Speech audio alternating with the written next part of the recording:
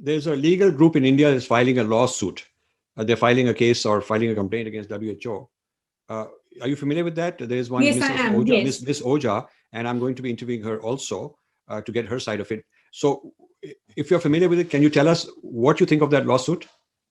I'm very grateful for Advocate Ojha for taking this up, because for the WHO representative to come out and say that ivermectin is dangerous is, I find quite shocking, and I think does need to be questioned.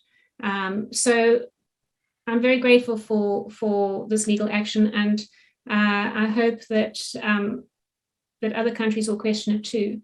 I think that particular, I think the more ivermectin has gained prominence, the more the authorities have been saying it's dangerous, it shouldn't be used, it's a veterinary medicine. So it almost seems like there's a lack of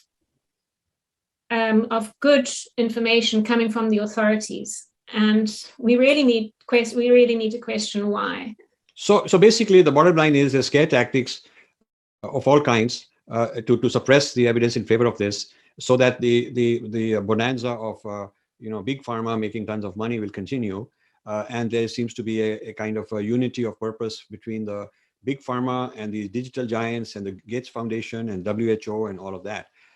So that's the thesis, that's the story. Yes, and then it seems like this, it's the doctors on the ground all over the world who are saying, hang on, these are the treatment protocols. They're sharing their treatment protocols and saying, this is what we're using. We're using vitamin D, vitamin C, zinc, ivermectin, or hydroxychloroquine, and we're using methylprednisolone, and we're using quercetin. So they're saying, here are our protocols. This is what we're using. This is how we're saving lives. And the authorities are not looking at it at all. They're just saying, oh, well, according to, this study looks like it wasn't nicely randomized. And, they just seem to be having their heads in the haystack without seeing this huge mountain of evidence to show, real world evidence that COVID is treatable. There's a well-documented all kinds of voices against ivermectin and for the big pharma products of vaccines and other treatments that are very expensive and under patents.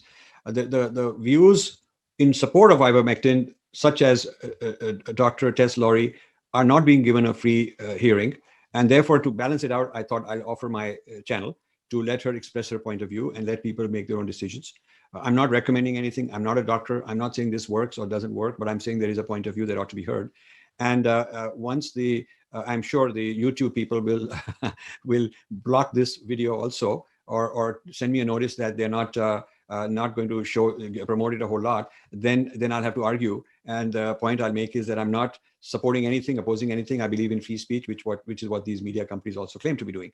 So I want to thank you, Dr. Lauri, for taking the time, for explaining to the viewers this controversy. I'm also going to have one or two other experts, and I'm going to also interview, including Ms. Ojha from India, who is behind this lawsuit, which I think is a very interesting lawsuit. So thank you very much for taking the time. Let's be in touch, and hopefully things will progress and we'll have you back.